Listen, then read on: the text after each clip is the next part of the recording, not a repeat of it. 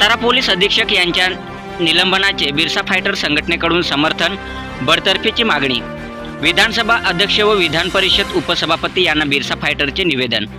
सातारा जिल्हा पोलीस अधीक्षक तुषार दोशी यांचे निलंबन कायम ठेवावे व घटनेत दोषी आढळल्यास सेवेतून बडतर्फ करावे अशी मागणी बिरसा फायटर्स नंदुरबार संघटनेकडून विधानसभा अध्यक्ष राहुल नार्वेकर व विधान परिषद उपसभापती नीलम गोऱ्हे यांच्याकडे एका निवेदनाद्वारे करण्यात आले आहे।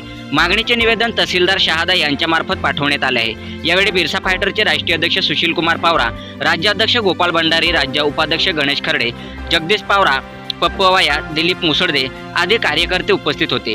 निवेदनात म्हटले आहे की सातारा जिल्हा परिषद अध्यक्षपदाच्या निवडणुकीत महाराष्ट्राचे मंत्री तथा जिल्ह्याचे पालकमंत्री शंभूराजे देसाई व मंत्री मकरंद पाटील यांना धक्काबुक्की झाली। 2 सदस्यांना अटक सुद्धा पोलिसांनी केली होती। मंत्री शंभूराजे देसाई यांनी आपल्याला धक्काबुक्की करून मारहाण करण्यात आली, त्यात मी जखमी झालो। माझ्या औषधाच्या गोळ्या सुरू आहेत। आम्हाला 10 पोलीस मिळून ओढत होते। कोणी आमच्या दंडाला, कोणी पायाला, कोणी कमरेला पकडून होते। गुन्ह्यातील आरोपींना पकडतात तसं पोलीस मंत्र्याला धरून खेचत होते, असा गंभीर आरोप मंत्री शंभूराजे देसाई यांनी विधिमंडळात केला।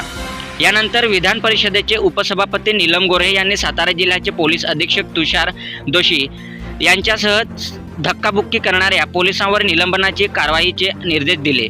सध्या महाराष्ट्रातील अनेक ठिकाणी पोलीस अधीक्षक आपल्या पदाचा, वर्दीचा, अधिकाराचा दुरुपयोग करून सर्वसामान्य निरपराध लोकांचा छळ करून अत्याचार करत आहे। उदाहरणार्थ नंदुरबार जिल्ह्यातील पोलीस अधीक्षक श्री श्रवण दत्त सारखे IPS पोलीस अधिकारी हे राजकीय नेत्यांच्या इशाऱ्यावर आपल्या पदाचा, वर्दीचा, अधिकाराचा दुरुपयोग करून कट कारस्थान रचून निरपराध लोकांवर खोटे गुन्हे दाखल करून अटक करणे, दंगल घडवणे, सामाजिक कार्यकर्त्यांवर हल्ला करणे, घरात चोरी प्रकरणे दडपणे, अवैध धंदे वाढवणे, भूमाफियांना संरक्षण देणे, भ्रष्टाचारी अधिकाऱ्यांची बाजू घेणे, सामाजिक कार्यकर्त्यांना टार्गेट करणे इत्यादी प्रकारे दडपशाही माजवत आहेत। सुपारी घेऊन, पैसे घेऊन सामाजिक कार्यकर्त्यांना अमानुषपणे मारहाण करणे, खोटे गुन्हे दाखल करीत आहेत। म्हणून नंदुरबार जिल्हा पोलीस अधीक्षक श्रवण दत्त यांचेही निलंबन होणे आवश्यक आहे।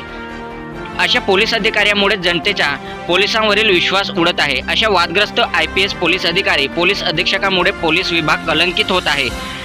म्हणून अशा पोलीस अधीक्षकांवर जे आपल्या पदाचा दुरुपयोग करतात त्यांच्यावर कारवाई होणे अत्यंत गरजेचे आहे, जेणेकरून जनतेचा लोकशाही व न्याय व्यवस्थेवर विश्वास जिवंत राहील, असे निवेदनात म्हटले आहे। सातपुडा न्यूज वाहिनी, सातारा।